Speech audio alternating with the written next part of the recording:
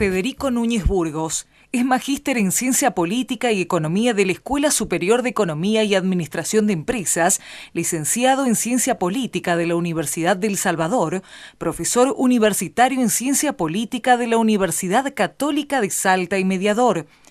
Actualmente se desempeña como jefe de trabajos prácticos de la asignatura Historia Argentina 3 de la Universidad Nacional de Salta, docente de la asignatura Historia del Pensamiento Sociopolítico, Historia de los Movimientos Políticos y Sociales de la Universidad Católica de Salta, profesor de la asignatura Teoría Política e Historia en las Ideas Políticas 1 del profesorado de tercer ciclo de EGB y de la Educación Polimodal en Ciencia Política, Instituto de Educación Superior número 6001 Manuel Belgrano.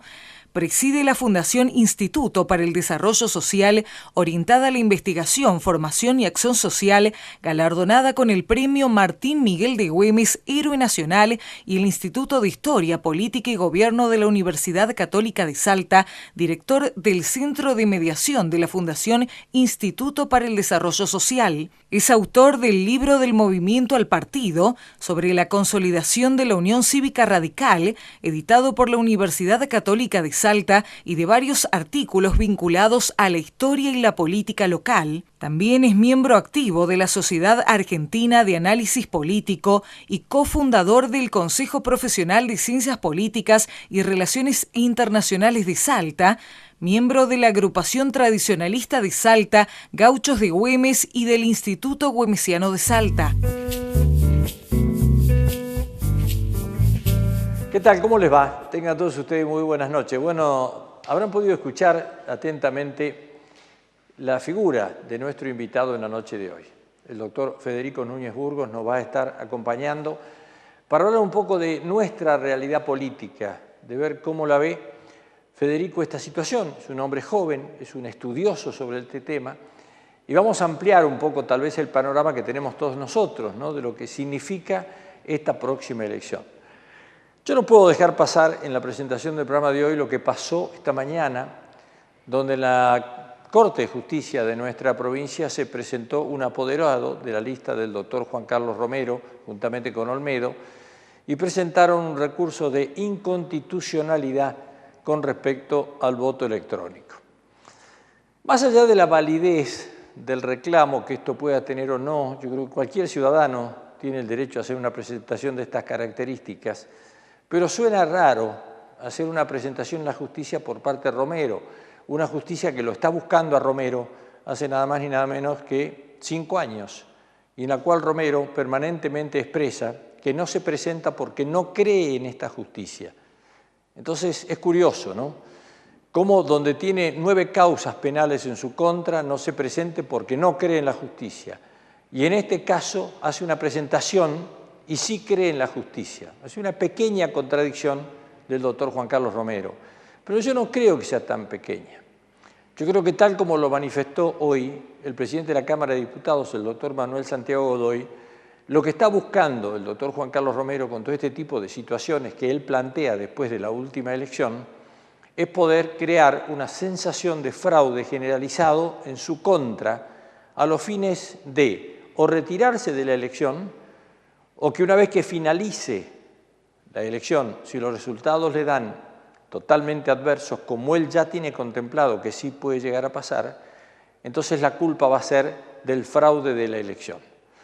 Seguramente no le va a declarar la Corte inconstitucional el voto electrónico. ¿Por qué? Y sencillamente por una situación de sentido común. Hace 7 años que está funcionando el voto electrónico en la provincia de Salta. Todas las elecciones que se llevaron adelante se hicieron todas con el voto electrónico. Si la Corte hoy podría llegar a decir que es inconstitucional el voto, esto significa que los mandatos anteriores, ya sea de diputados, senadores provinciales, concejales, intendentes, estarían todos viciados de nulidad. Por lo tanto, se sabe, en principio, que la Corte va a decir, señor, el voto electrónico es realmente constitucional. Entonces, ahí puede venir la parte que manifiesta el doctor Manuel Santiago Godoy, que el doctor Juan Carlos Romero hable nuevamente de un fraude y que no cree realmente en la justicia. Con una cosa que se agrega a todo esto. Hay 3 personas de la Corte que van a tener que excusarse, no van a poder actuar en esto. ¿Por qué? Porque son miembros, mire qué curioso, ¿no? Pero así lo marca la ley, son miembros, nada más ni nada menos, que de la parte electoral. O sea, la organización que controla las elecciones en la provincia está manejado por distintas personas que hacen a nuestra sociedad y que ocupan determinados lugares. 3 son miembros de la Corte. Esos 3 miembros de la Corte, por supuesto que no pueden fallar en contra de sí mismos. Entonces tienen que excusarse y tienen que entrar jueces ad hoc. Esa presentación se hizo en el día de hoy. ¿Sabe cuánto falta para las elecciones? Y faltan no más de 2 semanas, semana y media. Por lo tanto, por más que se estudie todo esto, la definición va a llegar para el fin de semana o principio de la semana que viene. O sea, ya sobre las elecciones. Entonces, ¿qué estaría pidiendo Juan Carlos Romero? Estaría pidiendo la anulación de las elecciones, porque sería imposible hacerla en las condiciones que él la plantea. Entonces, indudablemente que es un golpe institucional el que plantea Romero. Romero lo que no quiere es ir a la próxima elección. ¿Por qué? Y porque los números le dicen hoy, y él los tiene, que viene perdiendo mucho margen más del que tenía en la última elección. En las PASO, la diferencia fue casi del 14%. Según la lectura de hoy, que tiene el mismo Romero y tiene Juan Manuel Urtubey y tiene toda la gente vinculada a la política, es que va a ser mayor la diferencia. Por lo tanto, lo que estaría buscando es, de acuerdo a la visión de Romero, una salida digna de esta elección, lo cual también traería un perjuicio muy grande para la provincia, porque quedaríamos todos en una situación de irregularidad, como que en Salta las instituciones realmente no valen nada y se puede hacer fraude en todo. Romero está preparando la retirada para las próximas elecciones, por lo menos en la forma que viene actuando hasta el día de hoy. Lo ampliamos enseguida, una vez que empecemos ya a hablar en la mesa con Federico Núñez Burgos. Un segundo le pido, nada más.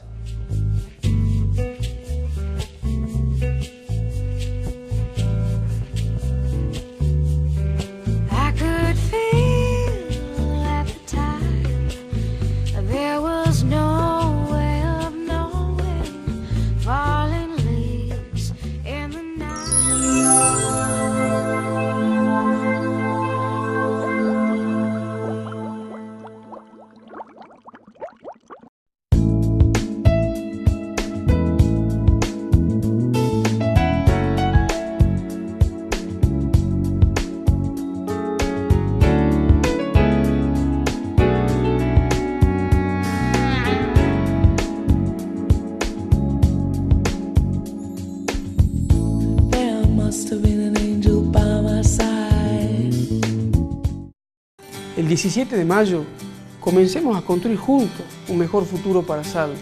No permitamos que los mismos de siempre ocupen eternamente el poder. Sumate, vota para adelante. Somos el cambio que viene. Miguel Nani, gobernador.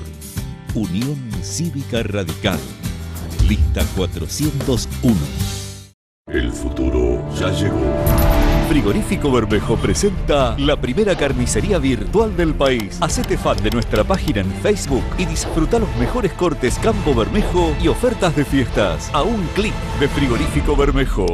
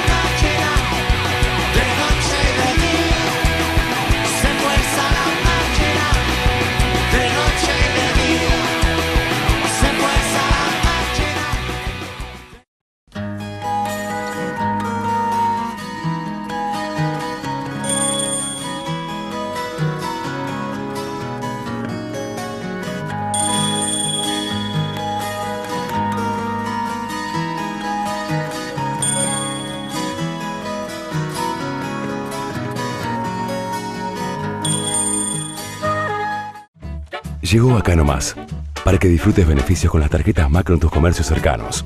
Ingresa en la web y conoce todos los comercios adheridos. Tarjetea todo Acá Nomás.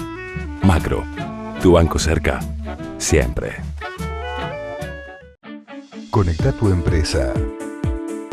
Conecta tus ideas. Conecta afuera. Conectate. Reserva tu espacio. Ferinoa 2015. Conectando oportunidades. Del 2 al 10 de mayo, Centro de Convenciones de Salta. Para más información, ferinoa.com.ar. El 17 de mayo, comencemos a construir juntos un mejor futuro para Salta. No permitamos que los mismos de siempre ocupen eternamente el poder. Sumate, vota para adelante. Somos el cambio que viene. Miguel Nani, gobernador. Unión Cívica Radical. Lista 401. La sensación de sentirnos seguros es única. Nuestros seguros lo acompañan toda la vida y eso significa tranquilidad. Instituto de Salta. Seguros para toda la vida. Con el respaldo de Swiss Medical. Abandone esa cara costumbre de pagar caro y compre en Tienda San Juan. Y compre en Tienda San Juan. Entienda que a usted le conviene comprar en Tienda San Juan. Peatonales Alberdi, esquina Caseros.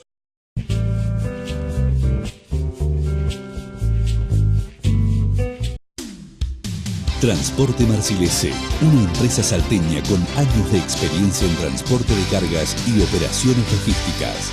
Transporte Marcilese, desde Salta y hacia donde usted lo necesite.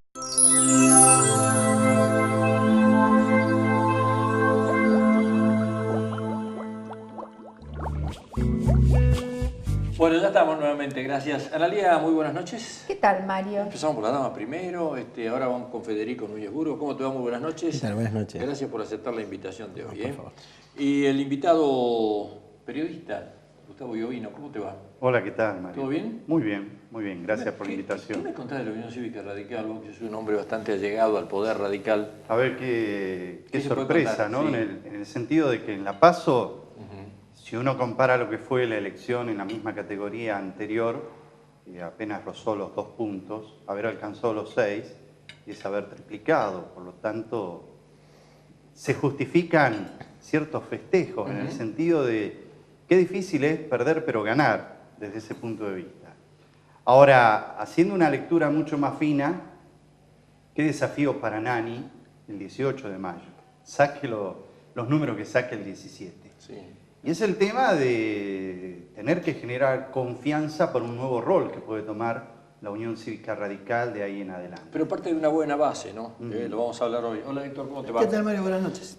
Bueno, vos sos un hombre que también venís de la Juventud Radical, un hombre que trabajaste mucho tiempo en la Unión Cívica Radical. La verdad que no sé si seguís o no dentro de la Unión Cívica Radical con tu profesión, pero de todas maneras sos un hombre que la conocés desde adentro y seguramente te deben haber sorprendido no solamente los resultados, sino que llega a una elección, la Unión Cívica Radical, sin grandes luchas ni peleas internas, lo cual ya es un logro en sí mismo, ¿no? Yo te digo, Mario, en términos, digamos, analíticos, una de las cuestiones que hace tiempo que viene pasando la Unión Cívica Radical en Salta, como casi todos los partidos, porque esto es una condición natural, es un recambio generacional. Cuando digo generacional no me refiero solamente a las cuestiones de edad, sino vinculados a las prácticas políticas, a los objetivos internos partidarios. Y una de las condiciones que analizábamos en su momento en torno a la Unión Cívica Radical en particular en el caso salteño era la ausencia de un liderazgo que logre de alguna manera sintetizar intereses. No digo con esto que Nani sea ese liderazgo, digo, hay en principio un esbozo aparentemente de un intento de sintetizar intereses a través de un cambio en las prácticas políticas. Y esto creo que es lo que la Unión Cívica Radical en Salta ha podido mostrar a la sociedad. En un marco en el cual no podemos obviar, por supuesto, el contexto nacional. Porque, digo, hay un tren, ¿no? Un viento de cola, como se suele llamar ahora, en donde indudablemente las oposiciones están tomando un cuerpo diferente si nosotros comparamos con la primera etapa del kirchnerismo, por ejemplo, digamos, ¿no? La estrategia de la transversalidad en la primera etapa del kirchnerismo había provocado un proceso de fragmentación interna dentro de todos los partidos de la oposición. No hace falta acordarse de Borocotó, digamos, ¿no? Que fue el paradigma de lo que esto significaba. Y en el caso de Salta, El primer gobierno de Urtubey de alguna manera plantea lo mismo. Dice, yo voy a llegar con un proyecto transversal y en esta lógica del proyecto transversal voy amontonando, digamos, voy sumando, ¿no? Apoyos de distintos partidos. Yo creo que la decisión del gobierno de Juan Manuel Urtubey, del candidato ya Urtubey, de volcarse sobre ISA, dejando de lado lo que había sido la pata renovadora, demuestra el fin de esa transversalidad. Y en el fin de esa transversalidad hay un retorno, de alguna manera, de Urtubey al carril peronista, y esto lo vemos en los resultados electorales de los otros partidos que eran colectores, digamos, ¿no? Hay una distancia fenomenal entre los partidos colectores y la colectora central. Esta vuelta, digamos, simbólica de alguna manera de Urtubey sobre el partido peronista, me parece que de alguna manera deja liberado de nuevo a todo el electorado transversal. Entonces, quienes pensaban de alguna manera que probablemente la transversalidad venía de la mano de una transformación de las prácticas políticas, bueno, de alguna forma deja ese electorado, podríamos decir, sin opciones y, bueno, busca, ¿no es cierto?, otros canales de participación. Pero bueno, ahora, pero vos fíjate una cosa, ¿no? Le toca jugar, en este caso a Nani, como dirigente joven, una situación bastante compleja y difícil, porque venía peleando a los pasos y se viene este arreglo nacional de la Unión Cívica Radical con Macri, donde acá lo dejaba totalmente descolocado, o sea, Macri apoyaba a otro candidato, que ese candidato a su vez no podía jugar con la Unión Cívica Radical, o sea, Gualeguaychú, que para todo es sinónimo de fiesta, para Nani fue terrible porque fue la convención radical donde se tomó esa decisión, pierde Cobos, gana Ernesto Sáenz, y de ahí lo deja descolocado a Nani. Sin embargo, las no peleas de la Unión Cívica Radical creo que de alguna manera hicieron crecer un poquito al partido. Vos hablabas recién de la parte generacional, y yo creo que hoy deberíamos mencionar a una persona de la Unión Cívica Radical, un dirigente de valía realmente, un buen hombre, un excelente profesional, un excelente padre de familia, o sea, todas cualidades, y fue la muerte en el día de ayer de Jorge Centeno. ¿No? Centeno fue un hombre que honró, creo yo, la Unión Cívica Radical en Salta, estando sentado en una banca, porque estamos hablando de política, sentado en una banca, junto con otros dirigentes que ya no están, pero bueno, justamente en el día de ayer lo perdimos a don Jorge Centeno, la verdad una persona a la cual yo personalmente admiraba mucho y quería mucho, ¿no? Pero bueno, hoy nos encontramos ante una situación compleja, te diría yo, en la provincia, que no sé qué análisis hace vos al respecto, en estas presentaciones que yo creo que por salvarse Romero está enlodando todo un sistema político que creo que tampoco nos merecemos, ¿no? No sé cómo lo ves vos. Bueno, a ver, digamos, indudablemente poner en duda la calidad del sistema electoral, habría que diferenciar, a ver, Mario, en esto, por un lado tendríamos que diferenciar lo que es el sistema electoral de lo que es el sistema político, ¿no? Digamos, aquí nosotros tendríamos que entender con mucha claridad, cosa que no pasó en los últimos años, que el sistema político tiene un conjunto de partes, digamos, donde están los partidos políticos, las leyes electorales, ¿no? el voto electrónico. Y en este caso estamos discutiendo de una porción de todo ese escenario, que es básicamente la implementación del voto electrónico. Poner en dudas una parte de este sistema electoral desde la perspectiva en la que se está haciendo, indudablemente, de alguna manera, refleja una puesta en duda a la legitimidad grande, de alguna forma, del sistema. Esto requiere indudablemente de un grado de responsabilidad importante y seguramente, digamos, no es posible trabajar sobre poner en duda la calidad del sistema electoral, digamos, por un resultado electoral.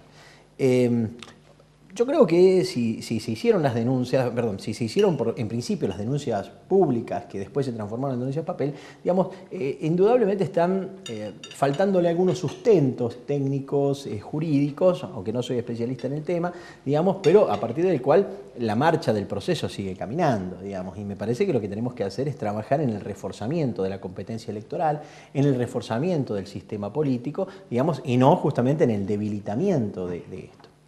De todos modos, me parece que la advertencia que hace la fórmula de Romero es interesante en términos de las necesidades y algunas dudas que sí el sistema deja. Ahora, cuando nosotros fuimos, y esto lo digo, bueno, yo presido una fundación y nosotros de alguna manera hemos intentado participar dentro de todo este proceso de lo que es el voto electrónico, hay algunas cuestiones que el voto electrónico, digamos, adolece, y me parece que es un buen momento para, digamos, salir, ¿no es cierto?, del debate político, digamos, mediático de corto plazo, porque en última instancia a ver, en vez de discutir los medios, las propuestas electorales de alguna fórmula, lo que están discutiendo es si el voto electrónico sirve o no, y en última instancia, digamos, ¿no? Desde una perspectiva de la publicidad, siguen marcando una presencia, digamos, que habría que reformularla. Entonces, digo, desde allí hay algunas cosas interesantes que tenemos que tener en cuenta. Y es claro, nosotros en algún momento lo decíamos, el código fuente no puede pertenecer a la empresa privada. El desarrollo del sistema tiene que ser del sector público. Porque esto nos va a dar de alguna manera un respaldo, porque, a ver, para que la gente lo entienda o lo podamos entender todos en esto, si el código fuente pertenece a una empresa privada, con el pretexto, válido por cierto, de que es un software, es decir, es una ingeniería desarrollada por esta empresa, de la cual tiene la propiedad intelectual, el sistema electoral queda dependiente de la empresa. Y esto es algo que nosotros decíamos en su momento. Entonces, aquí hay una cuestión que hay que rever. ¿Qué vamos a hacer? Digamos, ¿dónde tiene que desarrollarse el sistema? ¿Dónde tiene que desarrollarse el software? ¿Dónde tiene que desarrollarse la ingeniería? Y claramente no la puede desarrollar el Tribunal Electoral, porque esta es otra debilidad fuerte que tiene el sistema actualmente. Y es que el Tribunal Electoral depende de la Corte. Entonces, al producirse eso, fíjate lo que ocurre hoy, cuando se hace, por ejemplo, un planteo de inconstitucionalidad, no hay quien controle al que debe controlar, porque la misma Corte se estaría autocontrolando, cosa que, sí, obviamente, digamos, creemos en la honestidad de nuestros jueces, pero digo, creyendo en la honestidad de nuestros jueces, a pesar de ello, es un problema. Entonces, lo que los sistemas electorales a nivel mundial están tomando como alternativas es la conformación de juntas extrapoder, a la que pueda controlar el Poder Judicial, a la que pueda controlar el Poder Legislativo y, por supuesto, no dependan de la voluntad del Poder Ejecutivo. Esto yo creo que sería un paso importante, ¿no? Perdón, Turco, y digo una cuestión adicional que creo que como ciudadanos nos hemos olvidado. Cuando nosotros planteábamos, digo, desde nuestra posición de analista, cuando nosotros planteábamos la debilidad del voto electrónico, al final de cuentas nos convenció el tribunal. ¿Y por qué nos convence el tribunal? Porque el tribunal tiene, o mejor dicho, el sistema tiene un as bajo la manga, que creo que no se está planteando como corresponde, y es el voto impreso, que va más allá de que si los ciudadanos el domingo tenemos que mirar o no la boleta, porque otra vez discutiríamos si está impreso lo que quiero que esté impreso. Lo que tiene la máquina es que al imprimir el voto, nosotros podríamos, y creo que de acuerdo a las circunstancias, debiéramos hacer los recuentos no electrónicos, sino manuales. Boleta por boleta. Boleta por boleta, digamos. Porque esta es la seguridad que tenemos los electores de que el resultado final sea igual que el que nos da la máquina. Entonces, nosotros podríamos, el sistema podría hacer un escrutinio provisorio, casi definitivo, se supone que no va a haber errores, digamos, acercándonos a la máquina, y un escrutinio definitivo, digamos, boleta por boleta. Y si el escrutinio definitivo, boleta por boleta, nos lleva una semana o nos lleva 10 días, bueno, creo que no habría problema, en tanto que no haya, por supuesto, interferencias entre el voto de, digamos, el control electrónico. Obviamente el tribunal nos va a decir, bueno, pero el 5% de las máquinas, y esto efectivamente se hace, es muy simpático cómo funciona, digamos, el Tribunal Electoral trae los números de las urnas electrónicas en una bolsita y se saca por sorteo, digamos, es una selección aleatoria. Aleatoria, y ese 5% se controla, digamos, lo que de alguna manera da el respaldo al sistema. Ahora, ¿cómo se controla? Vuelvo a decirlo, se controla electrónicamente. Si nosotros pudiéramos hacer esos controles manuales, probablemente dotaríamos a un sistema que ha demostrado que es eficiente, digamos, de mayor legitimidad. ¿Sí? Bueno, creo que esto tiene que ver con los aportes que nosotros podemos ir haciendo hacia el sistema en función de este debate que veremos cómo termina. El problema que yo noto es que se desata todo esto en la mitad del cruce del lago. Si nosotros lo planteamos antes de cruzar el lago o una vez que llegamos al lago, es otra cuestión distinta. Me parece que acá hay un problema en qué circunstancia y qué contexto. Hace 2 años se utilizó el mismo sistema. En Capital ganó el Partido Obrero y nadie dijo nada. Y de pronto una lista cree que no sacó lo que tendría que haber sacado y entonces se plantea la situación. Me parece que ahí hay una falta de congruencia y de oportunidad, ¿no? Y un tema que recién mencionaba Federico, esto de que el software pertenece a la empresa. En algún momento se lo planteó como la privatización del sistema electoral, pero en definitiva pertenece la propiedad intelectual, pero como el conocimiento se lo ha desglosado punto por punto y es público, es netamente público. Más allá de que la propiedad intelectual sea de la empresa, pero la utilización es totalmente pública. De todos modos, el conocimiento turco se lo ha desglosado esta semana. Digamos, llevamos 7 años sin saber el código fuente y con una negativa persistente por parte del Tribunal Electoral a no revelarlo por respetar el derecho a propiedad intelectual. O sea, si esto quizás hubiera sido al principio, bueno, probablemente, ¿no? Sí, todos hemos aprendido de pronto que el chip no se puede leer, que el chip se quema, que tiene un circuito protegido. Ahora, la pregunta es, ¿qué pasó con las elecciones anteriores? Claro. No, tal cual. O sea, porque si no está todo invalidado, ¿no? O sea, esto tiene una aprobación legislativa donde convergen todos los partidos políticos que tienen representatividad, los contratos que se han hecho con la empresa, el gobierno que lo ha manejado, que hasta ahora nunca hubo ningún problema, hasta ahora planteado, no hubo nunca ningún problema. Los problemas aparecen de golpe, de un día para el otro, después de que un hombre, en este caso Romero, pierde una elección, o las PASO, de una forma realmente descomunal. Yo me acuerdo haberlo visto a Jorge Asís en un reportaje donde le preguntan, y miró a la cámara, y es muy amigo de Romero, le dijo, Romero, fíjate bromar, te ganaron por 13 puntos. O sea, no podés denunciar fraude. Si la diferencia hubiese sido el 1%, el 1,5%, y pedí que te lean todas las urnas, pero esto fue muy grande. De todas maneras... Pero además su propio triunfo, que se da sectorialmente en algunas localidades, en algunas categorías, también lo tira así dentro del marco del fraude. En el arte de la guerra, a veces la mejor defensa es un buen ataque, ¿no? Digo, me parece que nosotros tenemos que pensar en la política desde una perspectiva de estrategias, sí. Digamos, e indudablemente el planteo del fraude electoral es una estrategia. Perdón, el problema son las bajas, ¿no? Y el problema es cuando las bajas son institucionales, es decir, afectás el crédito, encima que el crédito político es bajo, lo afectás mucho más, ¿no? Y entonces, ¿qué le queda a la sociedad que muchas veces mira con cierta desconfianza cuando aparecen este tipo de mensajes, ¿no? Se agrava la situación. Tal cual, por eso decíamos al principio, digamos, hay una responsabilidad institucional muy grande, ¿no? Y, digamos, y indudablemente me parece que lo que es la prueba documental, por lo menos para la justicia, hasta acá viene siendo al menos insuficiente. Bueno, lo que se denunció, lo primero que denunciaron fue fraude. Después eso no lo plasmaron en una denuncia, hablaron de irregularidades en algunas mesas. Tampoco se pudieron demostrar, lo vio la justicia. Ahora plantean la inconstitucionalidad. Cosa que la inconstitucionalidad se podía haber planteado hace 7 años atrás, 5 años atrás, 4 años atrás, 3 años atrás, antes de la elección. Ahora es después de haber perdido una elección, se plantea la inconstitucionalidad. ¿Qué puede llegar a decir la justicia? O sea, hoy, ¿qué puede llegar a decir? Que esto es inconstitucional, por lo tanto, todo el sistema democrático que está funcionando es inconstitucional, se caería todo. O sea, prácticamente tiene que dejar de estar el intendente, tiene que estar los concejales, la Cámara de Diputados, porque no sería lógico que para una elección se diga que es inconstitucional el sistema y para que las anteriores sí sea constitucional. Entonces acá estamos ante una barbaridad. O sea, esto es una estrategia, según lo que yo entiendo, llevada adelante por Romero a los fines de poder presionar a una justicia a la cual viene esquivando hace 5 años.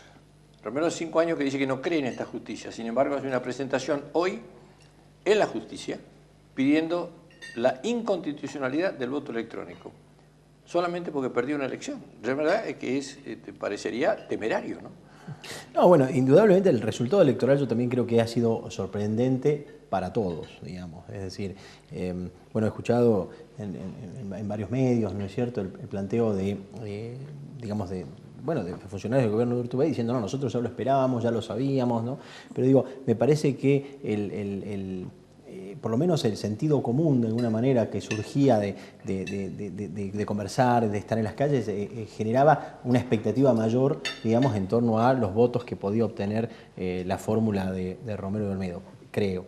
Y indudablemente, digamos, bueno, la diferencia es extremadamente grande, o es muy importante, digamos, entre una fórmula y la otra. Digamos, me parece que esto ha sido sorpresivo. Ahora ha sido sorpresivo para analizarlo de una perspectiva electoral, digamos, ¿no? Lo que son las estrategias políticas de cómo revertimos eso, bueno, lo resolverán, por supuesto, cada uno de los candidatos. La gente que estaba llegada a la política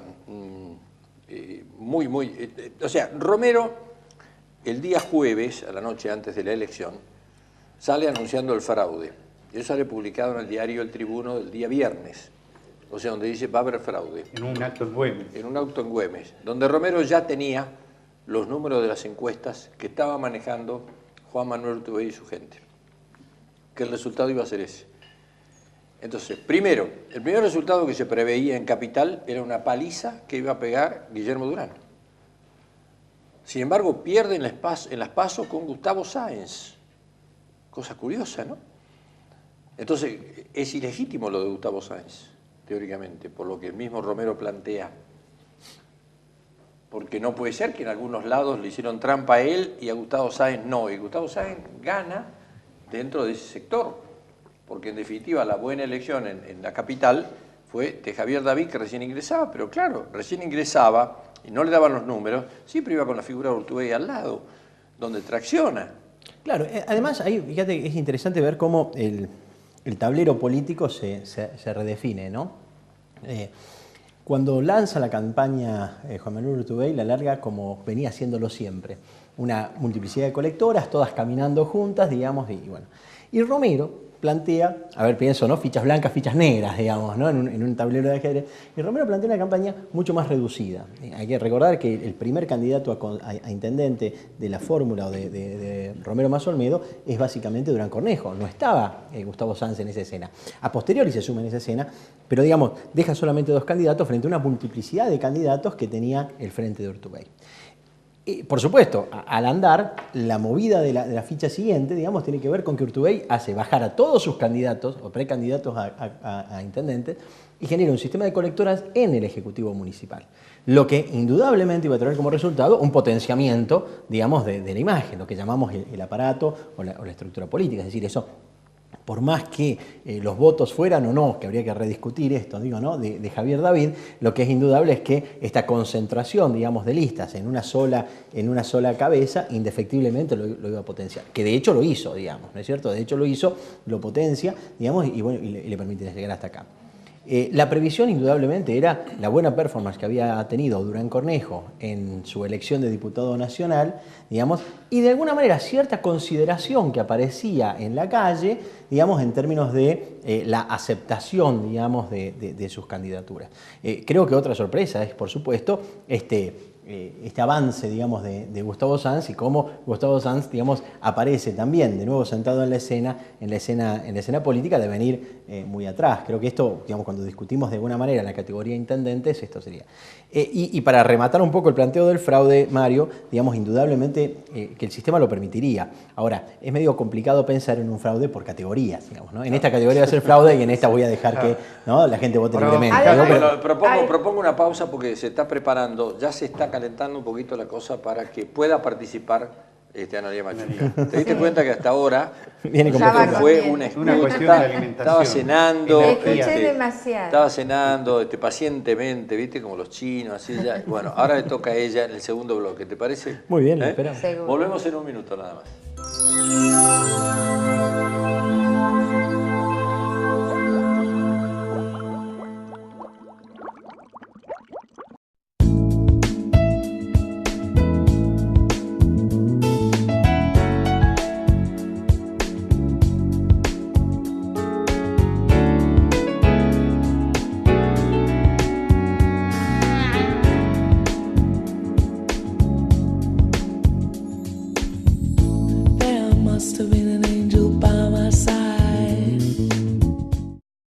El 17 de mayo, comencemos a construir juntos un mejor futuro para Salta.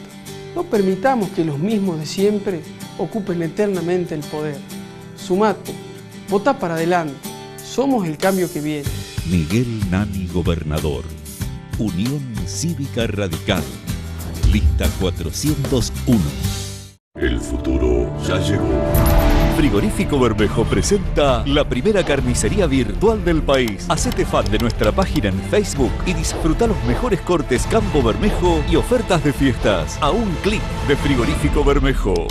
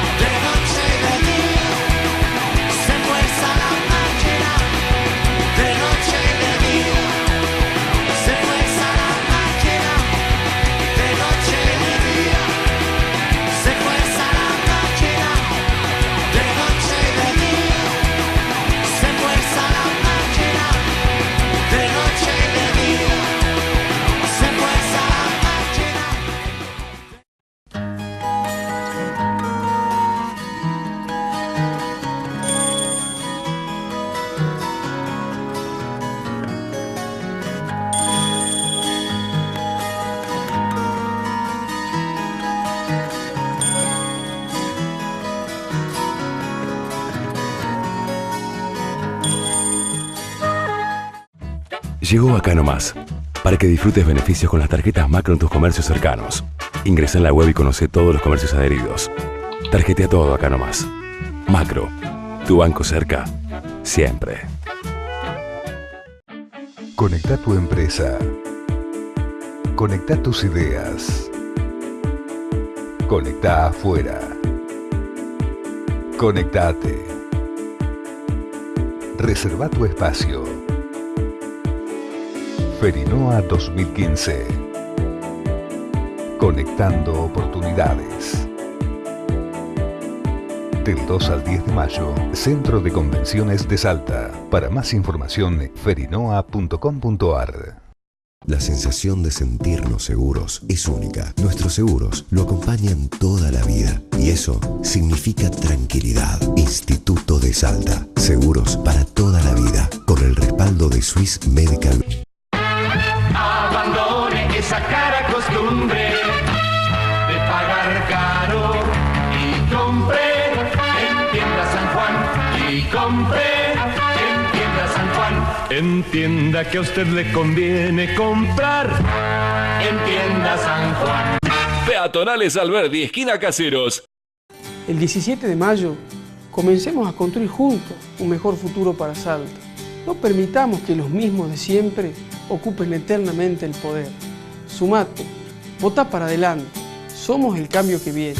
Miguel Nani, gobernador. Unión Cívica Radical. Lista 401.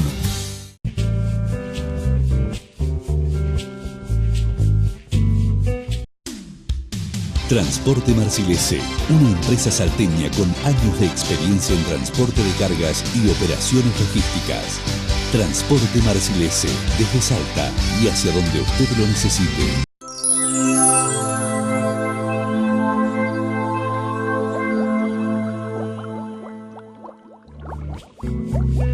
Bueno, ya estamos nuevamente, gracias. Bueno, Analía, habías quedado con una pregunta pendiente y ahora con el helado en la boca. Así ¿Cómo es, haríamos? lleno de A ver. chocolate.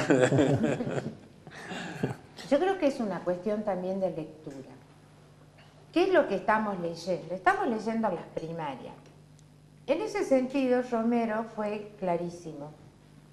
Yo no salgo a debatir porque no tengo con quién debatir. En mi sector, en mi primaria, es fórmula única. Por lo tanto, no voy a debatir. Voy a debatir en la general, que ahí sí tengo. Entonces, realmente, ¿qué fraude denuncia? El fraude cometido dentro de su primaria era de él.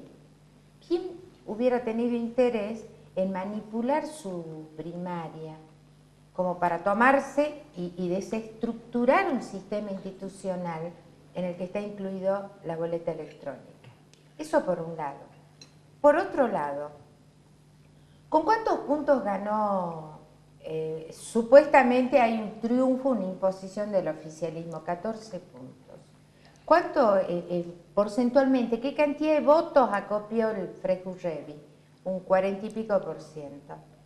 La última vez fueron 62%, jugando la figura de Urtubey. Ojo con ese dato, porque se supone que si en la próxima general Juan Manuel no saca 62 hacia arriba, quiere decir que va a tener que revisar qué está haciendo, que está perdiendo el favor popular. No va a sacar eso. Es que no podría sacar. No lo va a sacar, no va a sacar arriba del 60%. Yo creo que optimistamente puede pasar 50, ya es un éxito total. A ver, digamos, dos cosas me parecen importantes en esto que está planteando Analía, digamos. Por un lado, nosotros como ciudadanos y sobre todo los medios, que en esto tienen una responsabilidad muy importante, estamos desarrollando una estrategia de lectura de las PASO. Digamos, ¿cómo interpretar las PASO? Hasta acá nosotros interpretamos a las PASO como elecciones generales, porque obviamente el que más votos acumula le gusta esa lectura y el que menos votos acumula le gusta la otra lectura. Entonces, bueno, digo, acá me parece que hay un posicionamiento progresivo de los medios y de los los electores, ¿no es cierto? Los electores vamos acostumbrándonos a interpretar lo que estamos viendo. Y entonces me parece que, bueno, para ser honestos, digamos, estas PASO, en última instancia es la segunda elección PASO para ejecutivos. Así que, digamos, estamos, insisto, aprendiendo. Entonces uno podría leer las primarias estas desde adentro de los partidos, con el planteo digo, no tendría con quién debatir, no tengo por qué hacer esto, no tengo por qué hacer aquello, o mirarlos de afuera. Che, mirá, acá hay una preelección, que yo creo que es la lectura que va primando, pero me parece una lectura errada. Ahora, ¿cuándo la vamos a ver errada? Cuando los resultados electorales finales sean distintos a los de las primarias. A ver, digo, con esto. Porque, ¿y qué pasó en las dos ocasiones anteriores? Pasó en la de diputados nacionales, sí, y en la provincial también. Pero, en la provincial, digamos... cuando nosotros vamos por la categoría de gobernador, que en este claro, caso ahora es se nos, digamos, a ver, el gobernador, la figura de la candidatura a gobernador es la que se lleva todas las cámaras. Entonces, digo, a ver, ¿cuál es la lectura? Bueno, mira, a nosotros nos fue muy bien en las PASO, el resultado es que en 20 días nos va a ir bien de nuevo. Entonces, digamos, esta es una preelección, no sería una elección interna, sería una preelección. Y entonces digo, mientras esta tendencia se mantenga, bueno, de alguna forma no nos va a llamar la atención esta preelección. Al punto tal, te diría, que yo veo que en esta última etapa de campaña hay como un desinfle de la campaña en sí, ¿no? Yo tenía la perspectiva que la campaña venía muy bien, digamos, como para todos los partidos, muy alta. No se estaban discutiendo propuestas, no se estaban discutiendo proyectos de fondo, no se estaban discutiendo estas cosas que a la gente de alguna manera le pueden llegar a afectar directamente, pero en la idea de que los partidos estaban compitiendo hacia adentro. Entonces había que guardar, digamos, como elemento estratégico lo que venía para los próximos 20 días, que era básicamente, ahora sí, mi plan de gobierno, mi equipo de trabajo, etc. Ahora, a una semana o a 10 días casi de las elecciones, digamos, todavía no estamos viendo ese debate, digamos, cada uno sigue discutiendo hacia adentro lo que le ha servido, lo que no le ha servido, y hay muy poca apertura, me parece, hacia los debates y a las cuestiones públicas que a la sociedad le interesa. En una sociedad que al mismo tiempo, y esto también es gracias a los medios, ha ido imponiendo la idea del debate como una cuestión institucional. No hay que olvidarse que los años 90 nos obligaron, digamos, ideológicamente, no solamente a olvidarnos de la política, sino también a olvidarnos de los debates. En este país se dejó de debatir, digamos, se dejó de discutir. La gente no discutía estas cosas. De presentar plataformas. Antes se presentaban plataformas. Entonces, digo, me parece que por algún motivo, en particular en Salta, digamos, hay toda una efervescencia en torno, por ejemplo, al debate público que no tenía por lo menos esta dimensión en elecciones anteriores. Hay que ver, digamos, y Dios quiera que esto se mantenga, porque por supuesto que es muy bueno. Había un viejo proyecto, digamos, de hacer los debates públicos. Recuerdan que, digamos, el planteo es que los candidatos vayan a un debate público oficial. Bueno, digamos, no se concretó nunca efectivamente. La Cámara de Diputados trató alguna vez de llevarlos adelante. Bueno, pero me parece que ahora hay como una idea mucho más extendida de la necesidad de que los candidatos se sienten a una mesa, discutan las cuestiones de cara a la gente, y esto me parece, digamos, que es muy sano también para la democracia. Pero además algo que es muy importante y que creo que corresponde a otra lectura. ¿Sirve un sistema democrático sano tener triunfos electorales impresionantes, abrumadores, contundentes, más de 10 puntos, mato al enemigo? ¿Le sirve al sistema democrático ese tipo de triunfos? No. ¿Y uno a dónde apunta? Apunta a la principal candidatura, en este caso el gobernador. Bien, todos celebran, pero el gobernador se llevó 20 puntos arriba.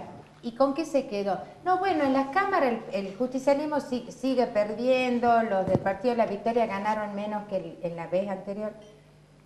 Hay que también ver ese conjunto. ¿Qué tipo de gobierno estamos armando? ¿Un reinado? Bueno, esto es un debate, digamos, Analía, muy importante para los populismos, digamos. Los populismos latinoamericanos no pueden olvidarse, y los neopopulismos, ¿no? No pueden olvidarse de la necesidad de la contundencia mayoritaria. Entonces discutimos si un gobernador o un presidente va con el 50, 51 o el 60, y entonces les decimos, no, que en el año 1980 otro presidente sacó 2 puntos más, y esto no, le queda la sangre en el ojo y salimos a buscar más puntos. Entonces digo, me parece que esto tiene que ver con el populismo, digamos, o este neopopulismo que no terminamos de superar. asociado a algo muy interesante que de alguna manera lo planteamos, que es lo que decíamos hace un ratito, los partidos políticos que tienen una forma de sociedades anónimas, digamos que con todo el proceso de reformas electorales desde los años 90, porque no hay que olvidarse que no es que ayer reformamos el sistema electoral, de golpe hay que recordar el tiempo de la Rúa, después durante la época del kirchnerismo, es decir, se fue reformando el sistema de partidos y entonces aparecieron estos partidos pequeñitos, digamos que se transformaron muy útiles en la estrategia de la transversalidad, cada vez menos útiles cuando el sistema político se va reorganizando en grandes partidos. Sé que vos sos medio una romántica de los partidos grandes, digamos, ¿no? Estos ideológicos, vertebrados, digamos, a los que más estamos acostumbrados. Y entonces están conviviendo esas dos lógicas. Fíjate lo que pasa en la Cámara de Diputados hoy. El sistema dice: la vicepresidencia es para el principal partido de la oposición. Y entonces ahora nos preguntamos, ¿cuál es el partido de la oposición? Digamos, ¿y cuál es el principal? Y bueno, ya se planteó. Entonces, claro, ¿qué hacen los partidos? Se reacomodan adentro, digamos, y ahí es donde vuelven a jugar carretes, digamos, más parecidos a los clásicos. A ver, una cosa más concreta también. Cuando Urtubey llega al gobierno, en pocos meses, muchos legisladores que habían sido elegidos en esa elección o en anteriores, desde el justicialismo dirigido por Juan Carlos Romero, transversalizaron, digamos, su práctica, y lo que parecía ser la constitución de una Cámara de Diputados más o menos equilibrada, terminó siendo desequilibrada, a favor de ganador, ¿no?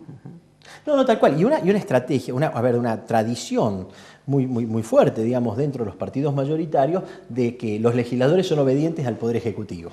Entonces esto hace que rápidamente, digamos, los legisladores se rearticulen libremente dentro de las cámaras, digamos, y entonces refuerzan el poder mayoritario, que asociado al 50% de los votos me da la sensación de que soy capaz de hacer lo que tengo ganas de hacer y no me importan las minorías, digamos. Entonces, digo, acá me parece que esto tiene que ver con la cultura política.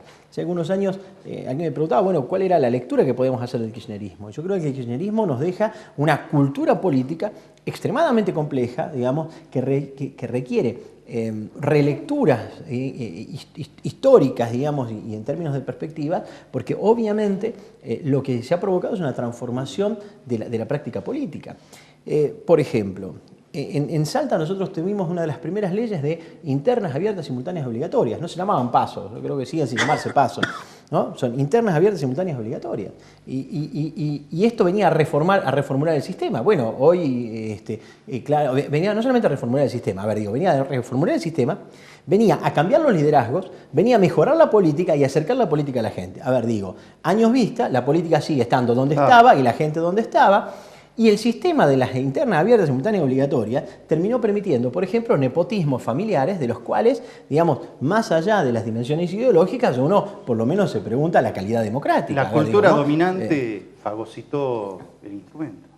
Por supuesto, porque nosotros vamos a hacer, nosotros vamos a hacer el mejor diseño institucional. Esto es algo que tenemos que entender también. A ver, nosotros vamos a hacer la mejor ingeniería institucional que querramos. Ahora, en la práctica, digamos, esta ingeniería institucional no es neutral. Pero Federico, mucho tiene que ver también el interés de la gente depositado en nuestro sistema electoral. Está convocada por lo menos 4 veces a una eventualidad de 5 veces a votar. Mucha gente creyó que esta era la definitiva. Mucha gente no entiende bien qué es paso. Evidentemente que es para, como vos decías, purificar un sistema interno de partidos, pero no se dan esas internas. Y fíjate vos, en cambio en Capital, donde hay quizás una mayor cultura política, por decirlo de alguna manera, los 3 principales partidos tenían varias listas para participar en la interna al principal cargo que era el jefe de gobierno. Acá no había interna de candidato a gobernador. Bueno, acordate, la ley de lemas, cuando uno puede hacer una comparación, la ley de lemas se va eliminando progresivamente para el Ejecutivo porque genera más fragmentación interna que solución. Entonces, los grandes electores, que son los gobernadores, los intendentes, lo que han ido es achicando esto y ahora se ven las pasos. Quería agregar algo más ahí en esta lógica, ¿no es cierto?, de la competencia electoral. Porque se suponía que las internas abiertas, simultáneas y obligatorias venían a resolver estos problemas, cosa que de hecho, digamos, no lo resolvieron, ¿no? Han ido reforzándose los nepotismos y han ido reforzando, fíjate otra cosa, con el sistema del voto electrónico, los personalismos. Hoy los personalismos son tan fuertes. Ahora, ¿esto es culpa de los personalistas? ¿Esto es culpa del sistema? Bueno, no lo sé, ¿no? Tendríamos que sentarnos a analizarlo. Seguramente, digamos, estas son algunas conclusiones que salen después. Cuando yo voy y voto por la foto, digamos, estoy resolviendo toda la discusión política en la foto. Por lo tanto, es mucho más importante la foto, digamos, que el proyecto. Sin duda. Y otra cosa muy importante que no hay que olvidarse es el rol del Tribunal Electoral. Y voy a volver a esto. ¿Por qué? Las internas abiertas, simultáneas, obligatorias, nosotros, y vuelvo a esto desde el rol analítico, digamos, son reprochables en la lógica de que se intrometen en la vida interna de los partidos políticos. Entonces es el Tribunal Electoral el que resuelve la interna de los partidos políticos y esto es un problema. Es como que nosotros le digamos, no sé, a los hinchas de Juventud que a la selección de su equipo la va a hacer Gimnasia y Tiro también, no sé, Boca y River. Entonces, digamos, acá yo creo que hay una imposición extremadamente fuerte por parte del Estado de entrometerse en la vida interna de los partidos, digamos, para tratar de resolver situaciones que se pueden resolver y que se deben resolver por los canales de la política y no necesariamente por los canales de la justicia. Está bien, pero, a ver, yo volviendo a las PASO, nosotros estuvimos sentados acá, todo tipo de dirigentes, creo que menos Romero, estuvieron todos. Romero nunca quiso participar con nosotros, bueno, tiene todo el derecho del mundo a hacerlo, pero Olmedo estuvo sentado acá y dijo, nosotros vamos a las PASO con Romero y de ahí vamos a la elección. En el caso de Juan Manuel Urtubey, iba a las PASO con ISA y de ahí sale mejor. Lo cual, esto te llevaba realmente a una elección interesante en las PASO. Pero no, llega el momento y ellos dicen, bueno, está bien, eso nos pusimos de acuerdo. Gobernador y vice. De otro lado, lo mismo. Entonces las PASO quedan de un sector para abajo. Claro. Entonces, por eso los muchachos hoy están preocupados, porque saben que el resultado de las PASO, por el desconocimiento de la gente también, ya está prácticamente definido. No está definido lo que pasa para abajo, pero sí está definido lo que pasa arriba. ¿Por qué? Porque el que ya lo votó Urtubey, lo va a seguir votando Urtubey. Y el que ya lo votó Romero, si Urtubey le ganó, es muy posible que cambie el voto y se vaya a apoyarlo al ganador. Y si hubiese sido al revés, exactamente igual. Pero vos ves que los puestos de más atracción, que es el que tracciona, que es el gobernador, no se fue a las PASO. O sea, el gobernador no fue a ninguna PASO. Solo fueron a legitimarse por el 1,5%. Nada más, nada más. Después fueron a mostrar las cartas. Fueron a mostrar las cartas, a ver quiénes somos, ¿no es cierto? Y acá estamos. Por eso es la preocupación y por eso es lo que está pasando. Fíjate, alguien me decía en estas conversaciones también, era si la estrategia, por ejemplo, de la vicegobernación de ISA era políticamente inteligente, o si la estrategia de incorporarlo a Olmedo era políticamente inteligente. En esto que decías, Mario, y en este escenario del tablero de ajedrez, digamos, lo que han hecho los dos contendientes más fuertes es limpiar la cancha. Sí. Es decir, activamente lo que hicieron fue eliminar a dos contendientes antes de las PASO, digamos, ¿no? Entonces, despejar el panorama. Despejar el panorama, exactamente. Quedamos quedaron nosotros, las fichas blancas y las fichas negras. Claro, exactamente. pero así fue. Ahora, así fue. él y yo significó la fagocitación de los dos. Se liquidaron. Esta es la última vez. Uno pierde ya y el otro dentro de 4 años está en otra historia. Se autoeliminar. Sí, eso es lo bueno del sistema. O sea, creo que eso es lo bueno de lo que nos está pasando. Y a lo mejor los debates, lo que hablábamos recién, vuelvan a surgir dentro de 4 años. Pues sí. Cuando los candidatos que tengamos tengan que ir necesariamente, que van a ser muchos, que necesariamente tengan que ir a debatir para poder llegar. Se acaban los liderazgos tan grandes como los que tuvieron Juan Manuel Urtubey, o Romero primero, y Juan Manuel Urtubey después. Se acaban. Porque gane quien gane en esta, pierda quien pierda, más de 4 años no tiene ninguna posibilidad, a no ser que la elección le gane a Romero, que no reforme la Constitución y tengamos Romero 12 años más. Bueno, pero los desgastes institucionales son muy fuertes. Mira, bueno, Mario, no, vos sonreí porque sí, no puede ser. Pero yo digo que legalmente puede ser. no, sí puede ser. Fraude. Vos decís que habría fraude si gana Romero. No, y otra pero puede dimensión. ser, o sea, no hay nada que se lo impida. O sea, si Romero gana la elección, ¿qué le impediría a Romero ir 12 años más? Y por la reelección, nada. Ninguna. ¿Por qué hay que creerle que reformaría la Constitución para ir a 4 años si llega a ganar Romero? ¿Por qué? Si Romero ha demostrado que lo que siempre quiso fue más poder, la llevó a 8 y después la llevó a 12. ¿Por qué pensamos ahora que el arrepentimiento es tan grande que es solamente 4 si gana? ¿Por qué daría marcha atrás en su poder? ¿Por qué? Esa es la pregunta. De hecho, fíjate qué importante en estos términos de reelecciones, digamos, la limitación. Yo digo siempre la sabia constitución de la década del siglo XIX, digamos, ¿no? Un gobierno esperás un turno y volvés, digamos, a empezar de nuevo. Esto nos permitía de alguna manera un oxigenamiento más dinámico y menos de inventos raros, digamos, como estas cuestiones. Para no llegar a esta situación. Para no llegar a estas situaciones. Es decir, muy pocos fueron reelectos con la espera intermedia. Irigoyen, Roca, digamos, y nadie más. Ya Juan Domingo Perón fue reelecto con una reforma constitucional y la reelección consecutiva. Señor, se nos acabó el tiempo. Te agradecemos muchísimo, Federico, tu atención. Gracias, Giovino. Gracias. Un placer, como siempre, tenerte. Gracias, Analia. Nos encontramos. Hasta el martes. El martes de la semana que viene estamos nuevamente con ustedes. Gracias. Muy buenas noches.